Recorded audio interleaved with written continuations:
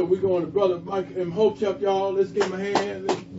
All right, y'all. We can go ahead and let you do your spiel, family. Go ahead, good brother. All right. Thanks for having me on today. Yeah, I agree with the minister here. Dr. King is one of our most misunderstood leaders. He was a revolutionary from the beginning. Highly educated. The brother was also a Pan-Africanist. The brother, even though he used nonviolence as a tactic, it wasn't a way of life. So they get that mixed up as well. I encourage people to read books that Dr. King wrote. Read where do we go from here, chaos or community. In chapter 2, he talks about the Black Power movement, and he praises the Black Power movement. Page 133, he praises the Nation of Islam and their ability to get African Americans off of drugs and alcohol and instill a sense of pride in their history into them. He just disagreed with some elements of the Nation of Islam. Read this book here. This nonviolent stuff that gets you killed, how guns made the civil rights movement possible. This is by Professor Charles E. Cobb Jr., who was a field secretary for SNCC for 5 years in rural Mississippi, organizing African Americans to get the right to vote. And in this book, they talk about numerous stories about the civil rights movement and numerous examples of how it was African Americans with guns protecting the civil rights workers. It wasn't just the Deacons for Defense and Justice that was founded in 1964 in Jonesboro, Louisiana, but it was numerous groups. Some of them didn't even have names. But in the book, and I posted this on my Facebook fan page, the African History Network, today, because there's so much misinformation.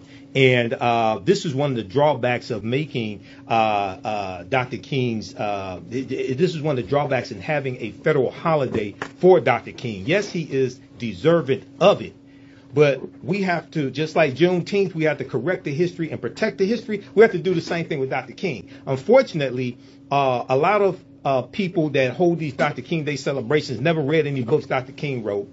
I don't think they ever read any of his speeches, because you actually have to read his speeches. Okay, the good brother talked about his last speech, the mountaintop speech, right? April 3rd, 1968. In that speech, he leaves an economic blueprint to fight against white supremacy and racism. Okay, he said he called on African Americans there in Memphis, Tennessee, to boycott Wonder Bread and Coca-Cola and Hart's Bread and Seal Test milk. He told them, take your money out of the banks downtown and put your money in black-owned banks. He talked about supporting black-owned insurance companies, and he said that we have to always anchor our external direct action with the power of economic withdrawal. Okay, there's a reason why they only play on. Explain that a little more simplistic, what you just said. So what he's talking about, so when you study the modern day civil rights movement, okay, and we go and we look at the Montgomery bus boycott, okay, it wasn't the boycott that ended segregation on the buses.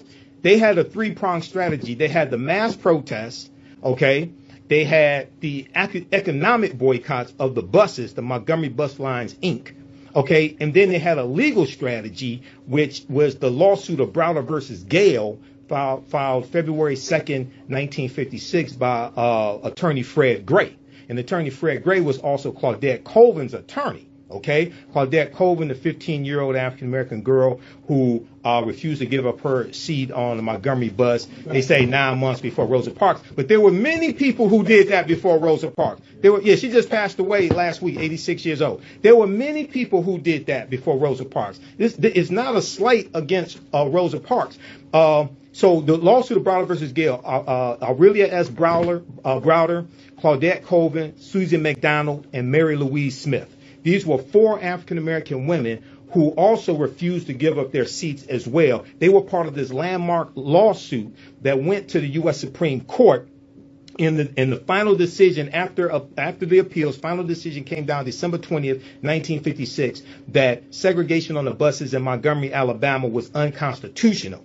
The reason why they the reason why they rallied behind Rosa Parks and pushed the issue then, because Joanne Robinson, who was the president of the Women's Political Council, they were trying to organize a bus boycott even before Claudette Colvin. But what happened was, in May 1954, you have the Supreme Court decision in Brown versus Board of Education.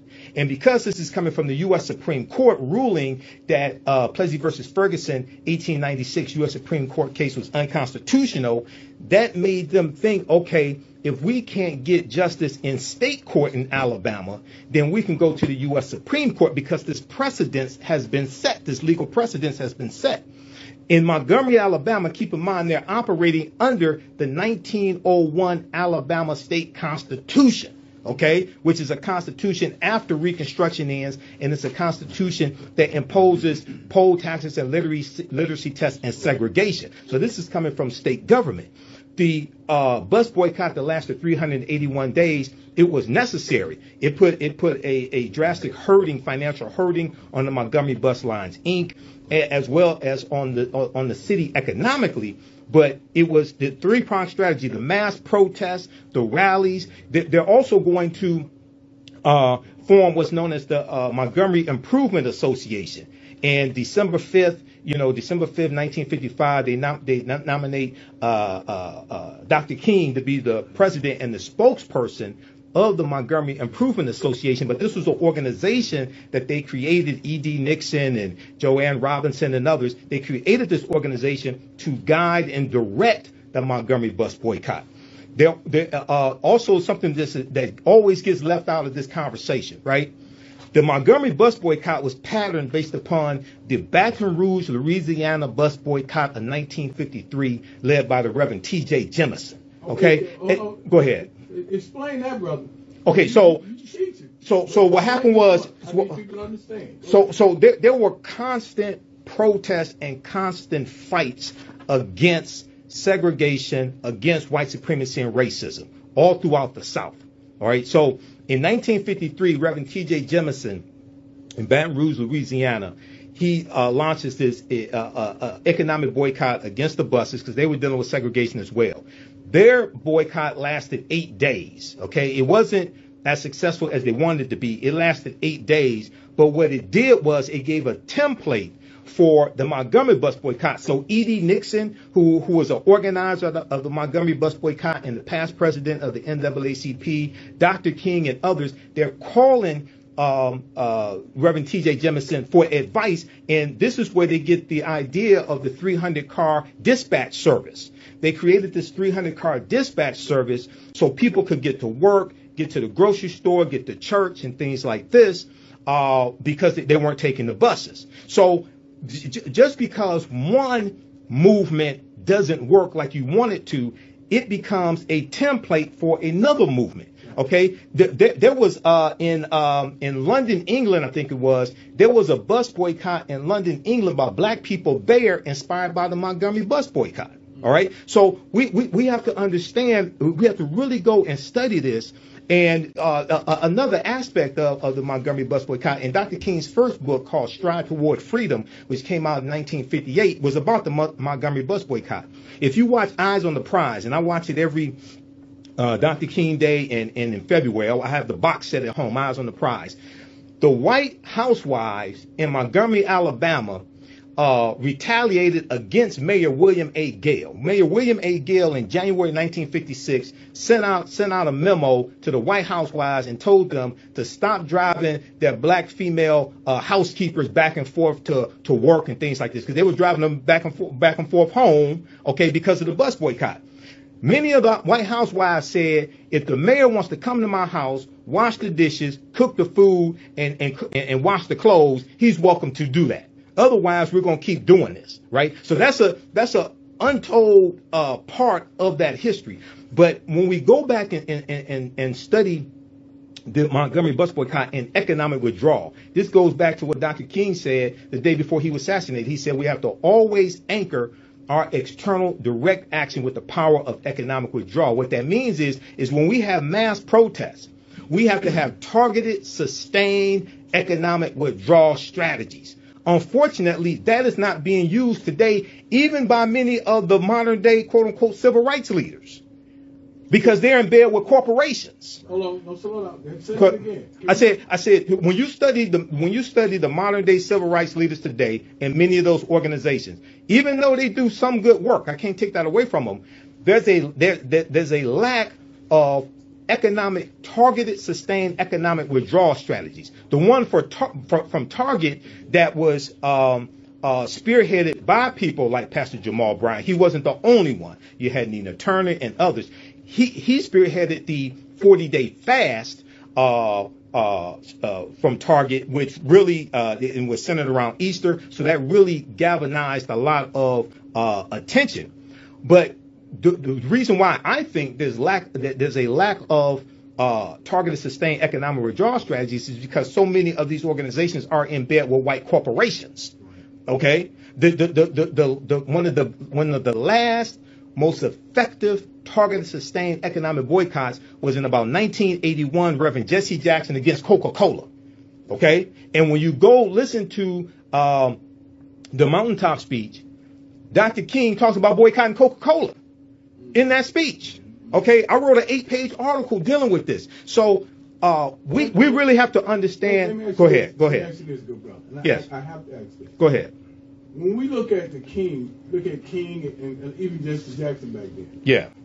I feel like that a lot of the black people who is boycotting, the ones you said in bed with the corporations, have abandoned those who are considered marginalized, poor, and very poor to really galvanize or even go to them and really sell the pitch that we need to boycott and why. I feel like a lot of them just overlooked them, whereas King and Jesse Jackson that particular time was more connected with the marginalized poor and the very poor and the poor, even the homeless people. They had some roots, and I feel like you could tell me what's your opinion about it, but I just feel like they have abandoned us, I mean, including myself, in that marginalized poor and very poor. They have abandoned us. Therefore, like you said, when they move forward and tell us not to do something, we just wag our hand because you ain't really we don't feel connected to what you got going on. For a lot of them, and this is not to take away any of the work that they do in their communities, things of this nature, okay? What is the NAACP, was National Action Network. It's not to take away any of them. However, there are very few instances where they were actually engaged in a targeted, sustained economic withdrawal strategy. Saying that you have a travel advisory to South Carolina or another state is not the same as an economic boycott. That's right. And many of them are very afraid of economic boycotts. Now, I know Reverend Al Sharpton, he has this effort to support Costco and redirect dollars from Target, things like this. But they're very, look, a perfect example would be when they were trying to get the John Lewis Voting Rights Act passed in 2021 after Biden and Harris were elected, okay? And you had the bill passed the House of Representatives. No Republicans in the House voted for the bill. It was only Republicans. No Republicans in the House voted for the bill. It was only Democrats. Okay, so they're trying to get it passed in the Senate, and instead of targeting the top 4 or 5 corporations that contributed to Republicans in the Senate to put economic pressure on them, right? Instead of doing that, they had protests in front of the White House. You had organizations having protests in front of the White House. So oftentimes we confuse activity with productivity and don't understand political pressure points. Biden was not the obstruction to the John Lewis Voting Rights Act. It was the 50 Republicans in the U.S. Senate. But no pressure was put on them. Economic pressure was not put on them. You had 16 U.S. senators who were in the U.S. Senate at that time who back in 2005 voted to reauthorize the 1965 Voting Rights Act, and all 50 of them voted no on the John Lewis Voting Rights Act. But overall, they didn't pay a penalty. Even Senator Joe Manchin of Virginia and Senator Kirsten Sinema of Arizona voted for the John Lewis Voting Rights Act. They just voted not to change the filibuster. But all 50 Republicans voted no, and they really didn't pay a price. So we have to understand political pressure points. There should have been economic boycotts against the top 4 or 5 corporations that put those Republicans in place to put economic pressure on them. That did not happen. So when he's talking about economic suppression, I just want to bring up something. what ended the bus boycott was not them not riding the buses. It was the 30-40% business loss downtown Birmingham that caused them to end the boycott. That was equivalent to $200,000 in today's dollars that they lost. Actually, it was when the U.S. Supreme Court ruled December 20th, 1956 that segregation on the buses was unconstitutional. They ruled in November, and then the defendants appealed. The final ruling came down December 20th, 1956. That's why the bus boycott ended that day. What I'm saying, but the white business owners said it was bad for business because they made so much money. Yeah, it was bad for business, but that was a public utility. Right.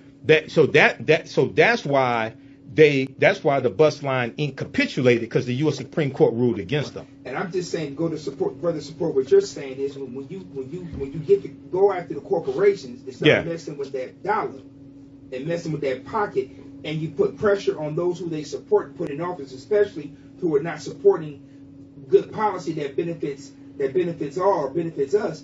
That is exactly what you're saying and what we need to do. And I think that is the strategy that we need to learn from history, is that economic pressure that we have to not be afraid to do on, and even if we have to give up certain allies in certain ways, we ought to be able to do that. It's targeted, sustained economic pressure, and they had a strategy that was laid out. They created an organization to guide the boycott. They had rallies to keep people engaged. They created an alternative transportation system for people to be able to get back and forth to work and church and grocery shopping and things of this nature. But I want to say that, Brother Mike, Brother Mike, we don't have that.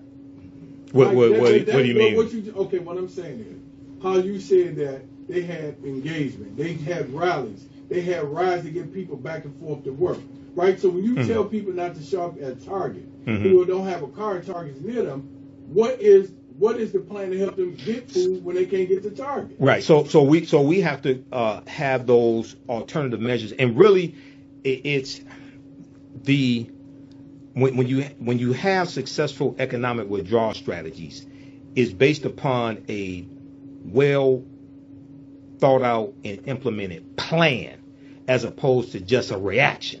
Right, okay. Okay. Another example would be the Tuskegee, Alabama economic boycott of 1957 that lasted 4 years.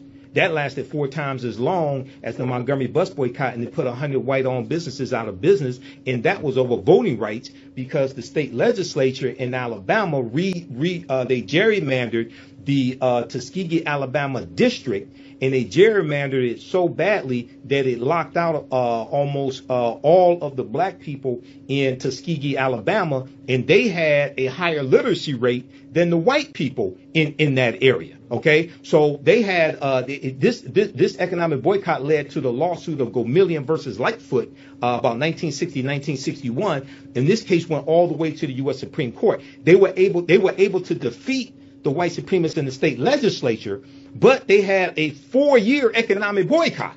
Okay, this is how long it took to do it, but they were willing to sacrifice, and they understood the greater good. They understood what the purpose was. Okay, so this is why history is so important. This is one of the reasons why it's so important. The people's history and culture teaches them how to deal with the problems of the past, in the present, and the future to meet the needs of the community.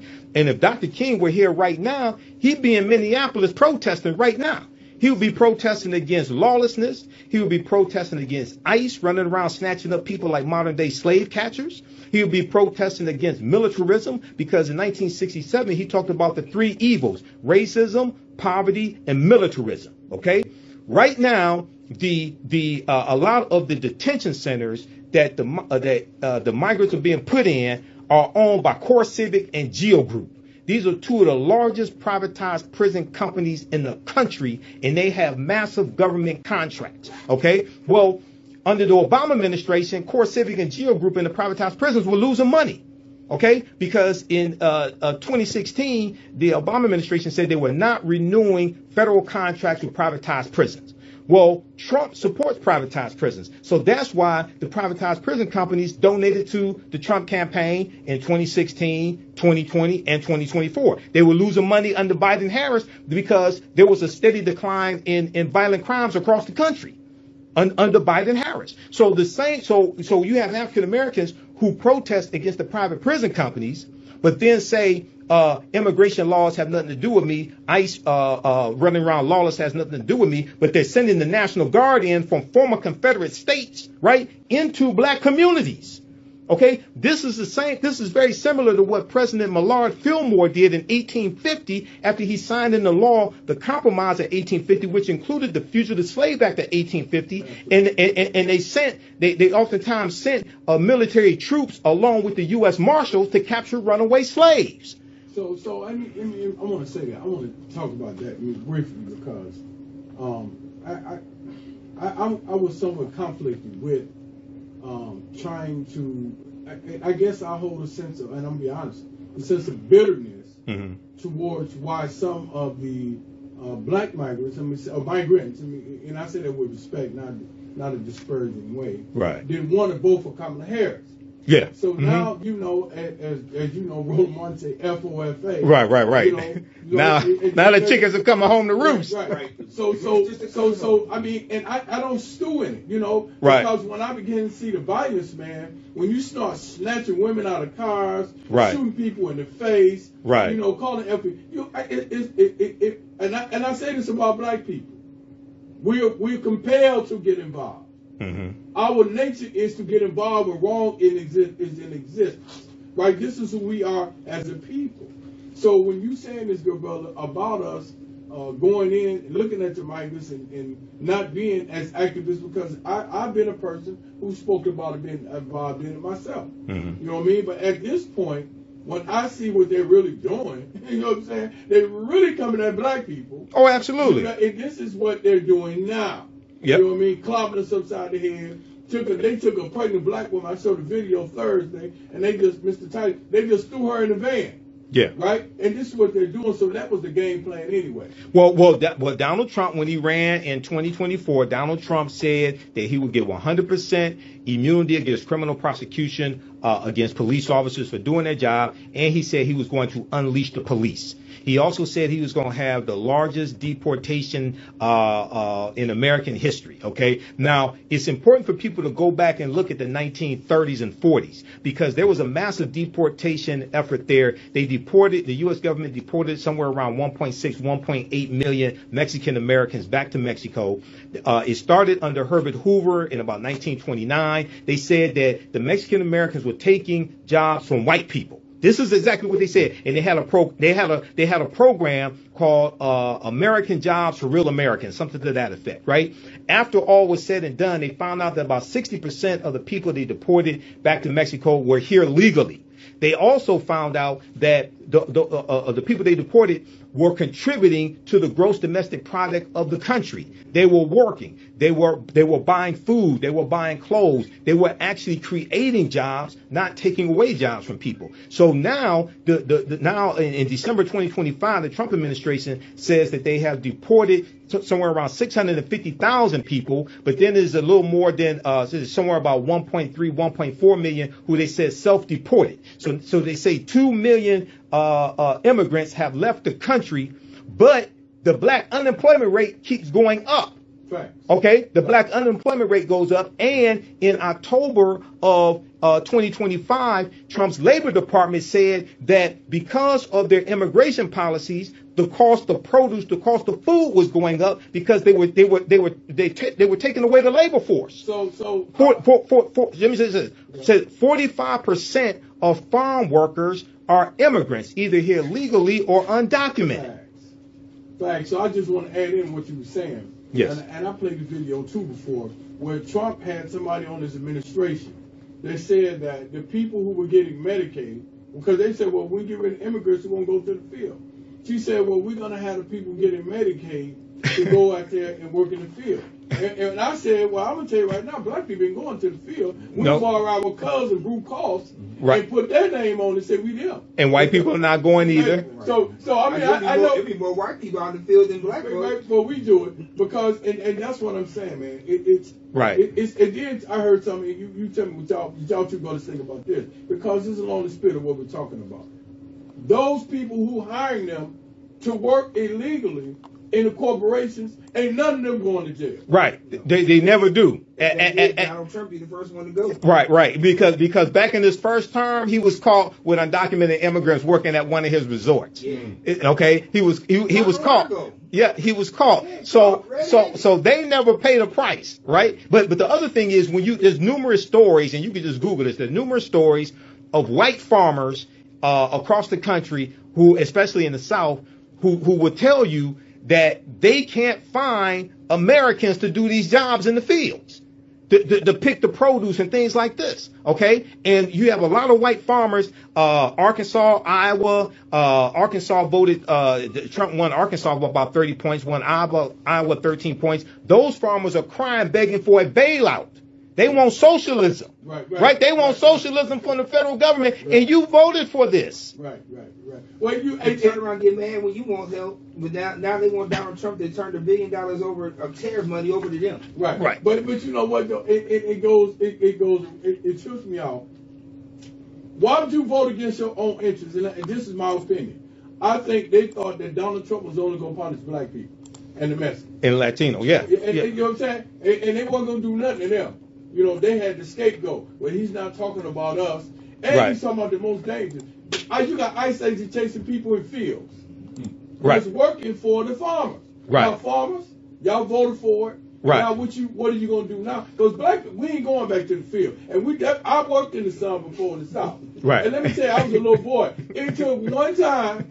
Right. I swear to y'all, with my uncle. I was young. I had a baseball game. He said, "Yeah, come work in the field." I'm like, "Yeah, I'll go pick some butter bean." Man, that sun was so hot. I said, "I could never been a slave." I'm straight on that. Well, let me tell you this. They tried. The U.S. government tried this back in about 1968. They took high school and college athletes. They call them the A-team, and they took them out to the fields. It was after It was after the agreement with Mexico and the Mexican workers expired. They took them out to the fields. They were mainly white, and they had them working out in the fields for the summer, and that did not last very long because they did not want to work out there in that hot sun picking the vegetables and the fruit and things of this nature. It's called the A-team. National Public Radio has an article about this. Okay, so when I hear people saying, "Oh, well, you know, let the people on Medicaid go out there and work," and things like this, there's a history of especially white people in this country not wanting to do that work. Okay, there's a history of them relying upon migrants, and then when you talk about African immigrants, we talked about this before. We have to understand the same people who taught some African immigrants and immigrants of other color to hate some African Americans also taught us to hate ourselves. So we're dealing with the entertainment complex. We're dealing with the U.S. government and the images that are exported across this country. But this is why we have to be able to control media, because your thoughts create feelings, your feelings create actions and behaviors, your actions and behaviors create results. So we have to be able to control media, to control these images, because that determines how people act towards us. To answer your question, I had a person who was one of my mentors in the finance area, who told me the reason why he voted for Donald Trump, even though he disagreed with 98% of his policies.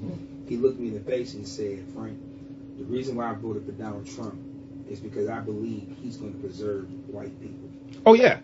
Yeah, what Trump said, I got it. When you go, and I dealt with this in my presentations on Project 2025, he talked about anti-white discrimination. He talked about, they dealt with the white birth rate. They dealt with the great replacement theory, all of this. So a lot of white people saw Donald Trump as the great white hope. They saw him as their last hope after the 2020 census showed that the U.S. population of white people dropped to 57%, and that's the first time since 1790 that it dropped below 60%. 1790 was the first time the census was taken. So when that census report came out, alarm bells went out among many white Americans, not all of them, because we know about 64% of Kamala Harris's votes came from white people. So it wasn't all white people, but it was enough to cause a catastrophe. Explain what the great replacement theory is. a lot of us don't what we say, latent people don't understand what the great replacement theory is.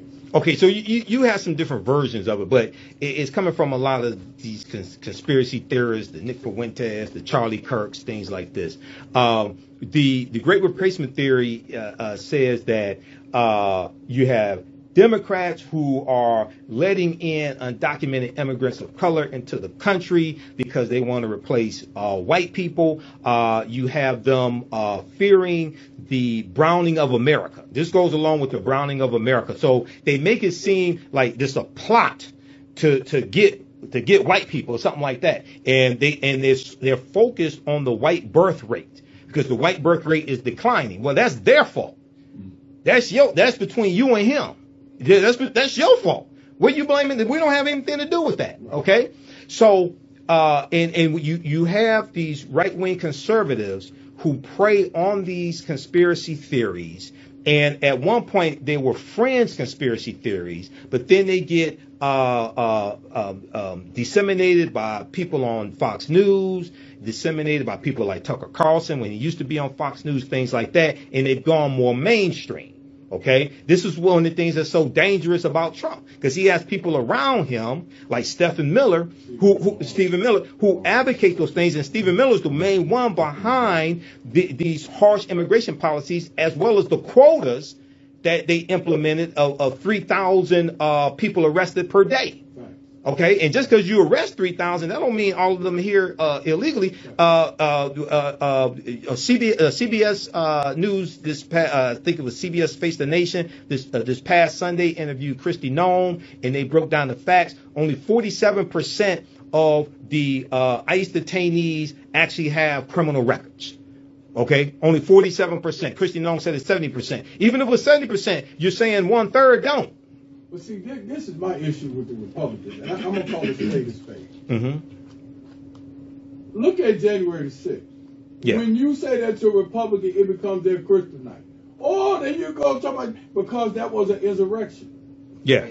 So when you tell me that, now listen, if you tell me you believe in the policing of America, how did Trump come into office? His first thing he did, one of them, was pardon everybody for January 6th. And y'all said nothing. So it bothers me when they sit up now and say, "Oh, don't take the ICE agents; they're law enforcement." Well, what happened January 6th? Yeah. They contradict themselves. Wait a second. The insurrectionists beat the Capitol Hill police officers and other police officers for 187 minutes, and Trump didn't do anything. They can't. When you confront them with it, they can't say anything. The reason why is because. The reason why is because they feel that the ICE agents as well as the National Guard are fulfilling Trump's promise, and they want this to be a white nation. And if you read the article from Axios.com from April 1st, 2024, 7 months before the election, it's called "Trump Allies Plot Anti-Racism Protections for White People." That was the name of the article. And it said if Donald Trump returns to the White House, close allies want to dramatically change the government's interpretation of civil rights era laws to focus on anti-white racism rather than discrimination against people of color. But we see these policies all across the Trump administration. Go ahead, caller. Caller. Hey, what's going on, gentlemen? Hey, good brother Sly, how you doing? Everything is everything. And look, everything you guys are saying,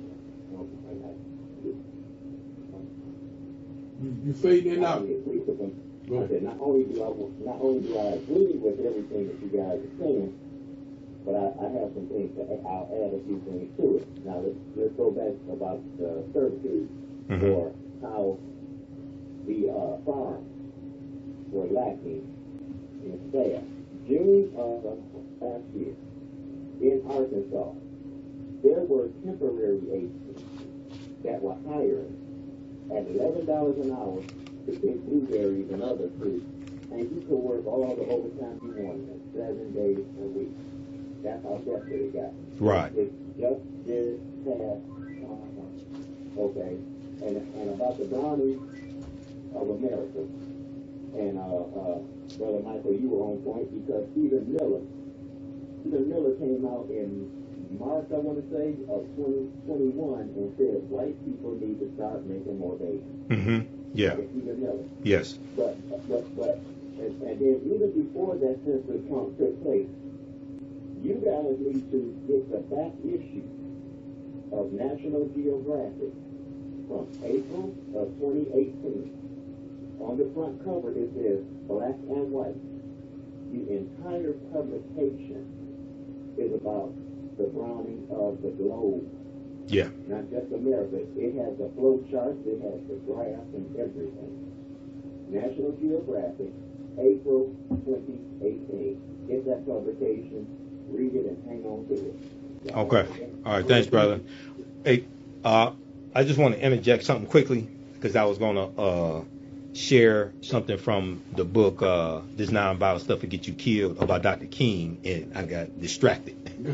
Okay. So an excerpt from the book says, visiting Martin Luther King Jr. during the Montgomery, Alabama bus boycott, journalist William Worthy almost sat on a loaded pistol. Just for self-defense, Dr. King assured him. It was not the only weapon Dr. King kept for such a purpose. One of his advisors remembered the Reverend's Montgomery, Alabama home as an quote-unquote an arsenal, end quote.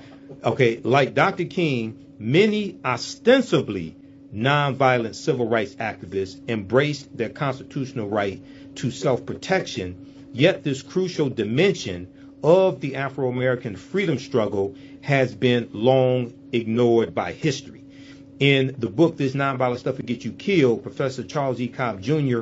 recovers this history, describing the vital role that armed self-defense has played in the survival and liberation of black communities. Drawing on his experience in the civil rights movement and giving voice to its participants, Professor Charles E. Cobb Jr. lays bare the paradoxical relationship between the nonviolent civil rights struggle and the long history and importance of African Americans taking up arms to defend themselves against white supremacist violence. So now Dr. King eventually gets rid of his guns because Bayard Rustin convinced him to get rid of his guns. And he says, well, what happens if, you're defending your home during this Montgomery bus boycott, and then, that gets played up by the white controlled media, and then they say, well, you're a fraud because you preached nonviolence and then you shot and killed somebody. So he eventually gets rid of them. But he has men, Dr. King always had men around him with guns protecting him. Even before the Deacons for Defense of Justice started doing that, they weren't founded in 1964. Okay, so when you really, and there's another book called We Will Shoot Back as well that deals with armed resistance during the civil rights movement in Mississippi. There's a deep history behind armed resistance. We can go back to when brothers came home from the U.S. Civil War, and when the Union troops pulled out of the South. After the compromise of 1877, we organized ourselves, the former veterans organized themselves to protect their communities. We saw the same thing during 1919, during the Red Summer 1919. Former World War I veterans protecting their communities, especially in Chicago. That was one of the biggest ones. Okay, we saw it in 1921 in Tulsa, Oklahoma. Former World War veterans were armed, and they shot back at the white supremacists. Not only that, it was a group of about 200 of them who went to the jail where Dick Rowland was being held to back up the deputy sheriff who was black and protect Dick Rowland from the mob of 500 white men who wanted to take Dick Rowland out and lynch him. These were brothers armed to the teeth. Okay, so we have a deep history of armed resistance and protecting those who were engaged in nonviolent direct action. Well, I think, and see, that's the whole thing, man. They always, and I've said this, they always wanted to see a version of Martin Luther King that seemed docile or submissive. Yeah. And I began to listen to his speech. He even, and some people say that before he was assassinated, that he will begin to question the concept of nonviolence. And a lot of people don't know he embraced some of what Malcolm X was saying. This is what I was told. Well, so when I hear people, this is the first thing even Republicans cite Martin Luther King. They go straight to I have a dream, but y'all trying to kill every policy in protection of black people. Well, not only that, they don't even understand that speech, because Dr. King calls out police brutality twice in that speech. He talks about poverty. He talks about segregation. He talks about the need for voting rights. And the name of the speech originally was Normalcy Never Again. And then it was changed to A Canceled Check, because he's talking about economics, and he's talking about African Americans being given a promissory note 100 years prior in 1863, and the promissory note, when we take it to the bank, is marked insufficient funds when we go to cash that promissory note. And he's calling out the Kennedy administration. This is something that he's doing. He's calling out the Kennedy administration. The speech is about dismantling white supremacy and racism. Okay. When you study it, and Clarence B. Jones, one of the speechwriters, wrote an article for the Washington Post. The phrase "I have a dream" didn't appear anywhere in that speech. He improvised after Mahalia Jackson screams out, "Tell him about the dream." This is toward the end of the speech. Then he shifts and reverts back to a speech he gave here in Detroit in June 1963, where he talks about the beloved community. But the beloved community is what happens after you dismantle white supremacy and racism. See, Republicans try to play this three-car Monte game. They try to shift and just talk about King's speech and the content of the character, things like this. They don't want to admit the white supremacy and racism Dr. King was calling out. Right. That still exists today. Something else you pointed out, and I think this is very important, and this is something you and I have talked about in the past, is that he called out everybody, not just one body. He called out the Kennedy administration, Democrat, and he called out the Republican administration. And what people fail to understand, we have no allies in this fight if you are not for good policy. If you're for bad policy, I don't care if you got a Democrat on your card, or a Republican, or independent. If it's something that's going to suppress our people, it's bad policy, and we're going to fight against it. Right.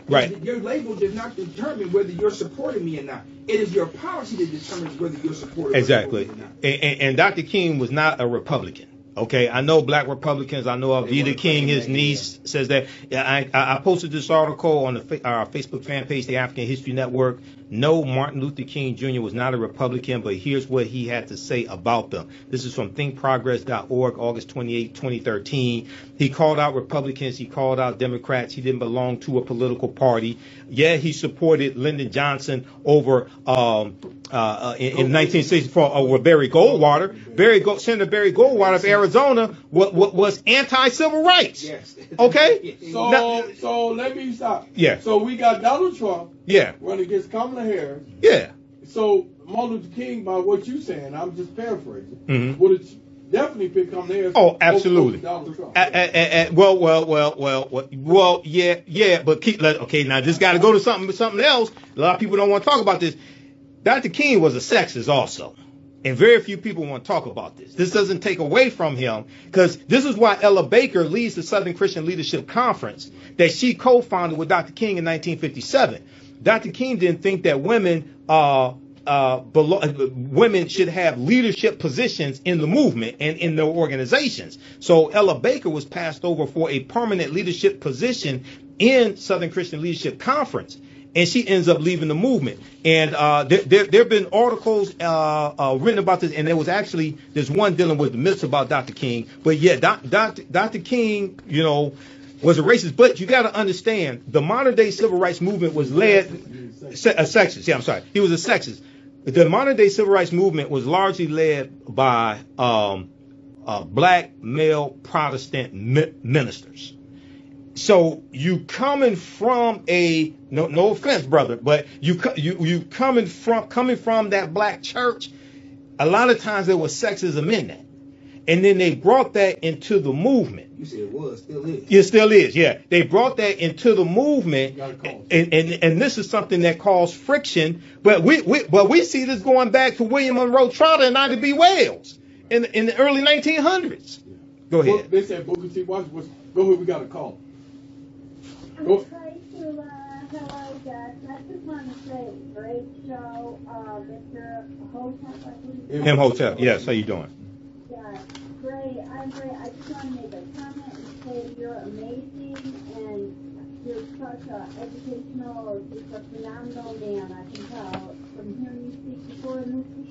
And Oh, thanks. Pastor Frank, obviously I heard that your name was Pastor, but I didn't realize that you were actually a pastor at a few different churches, and I can only see that you're an amazing pastor, and your parishioners are very lucky to have you, and Tula, you know, I always support you, so. All right, great show, gentlemen, and thank you so much again. All right, thank you. So, I just want to comment on what the brother Imhotep said, because sometimes, man, we resent truth. Truth is what it is. Right. And we have to deal with that. Right. That doesn't take away from who Martin Luther King was. Right. And we have to look at the climate at that time, as far as black men being taught that, you know, the men are the head of the household, but that doesn't take away from the dynamics that, and I look at that.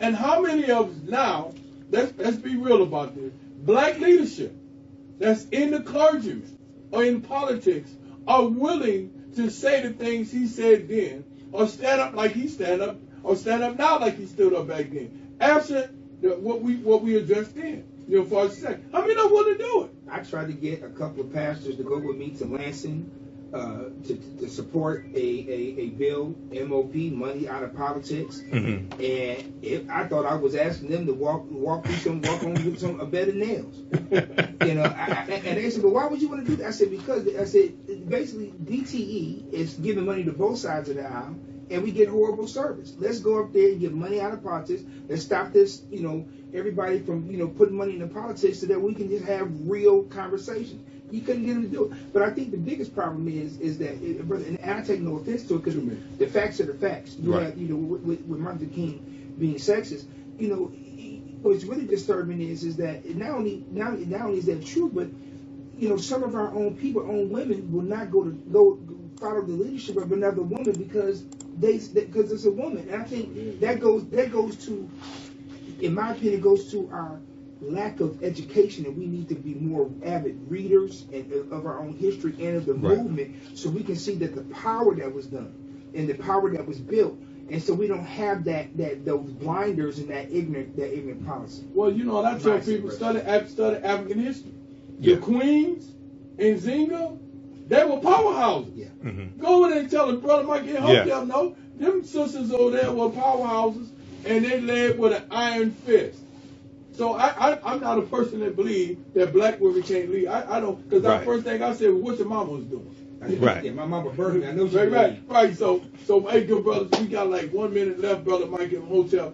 Listen, y'all brothers are always welcome to this platform.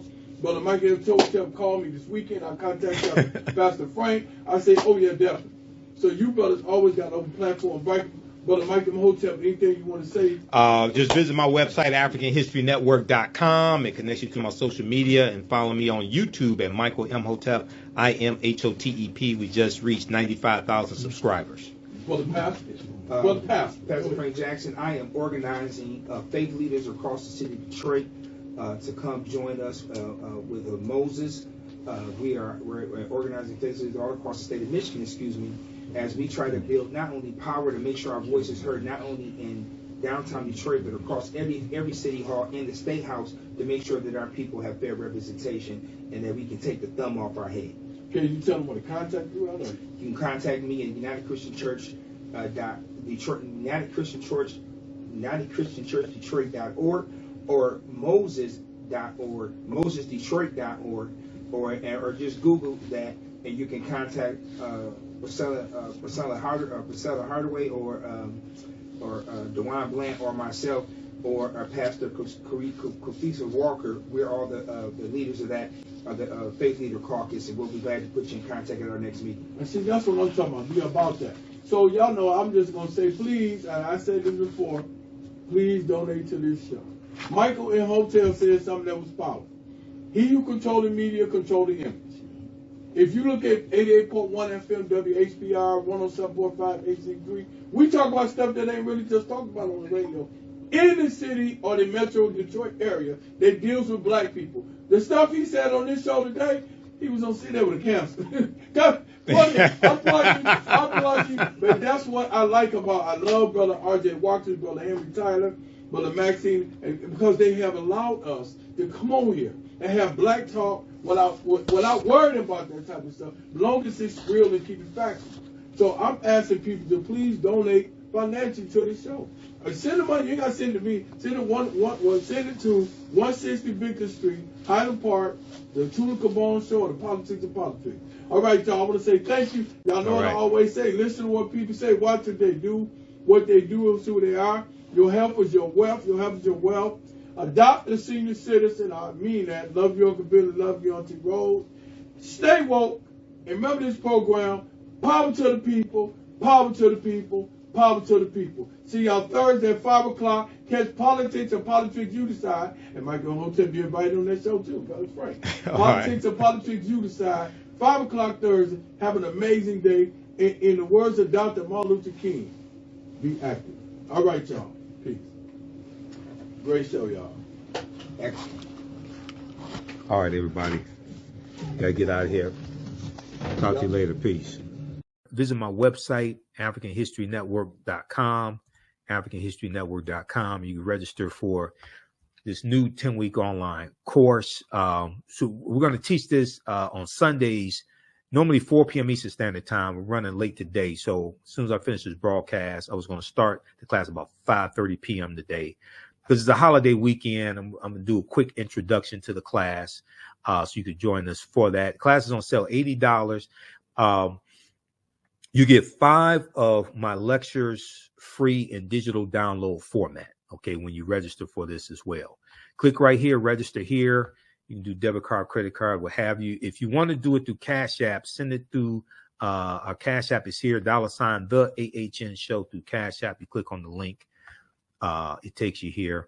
And if you send it through Cash App, follow it up with an email. You can email me through the website right here. Contact the African History Network at the top. If you send it through Cash App, follow up with an email. Let me know you sent the registration through Cash App. And this is our official Cash App account, $ the AHN show, SHOW. When you go to it, it'll say Michael. These are some fake African History Network Cash App accounts that have been stealing money from us. I'm still trying to get them shut down. Here's our PayPal link right here. Also, okay. So this is African empires, the Moors, and the transatlantic slave trade, 5,000 BC to 1800 AD. Okay, so this is a new 10-week online course that I'm teaching. I've been teaching online history classes going back to 2017, and I put these classes together, put together the curriculum. There are about 200 slides in this class, 80 to 100 articles that we reference, 15 books. You don't have to buy any of the books. I'll show you screenshots of the book as well. The content is PG-13. You can use this with your children, okay?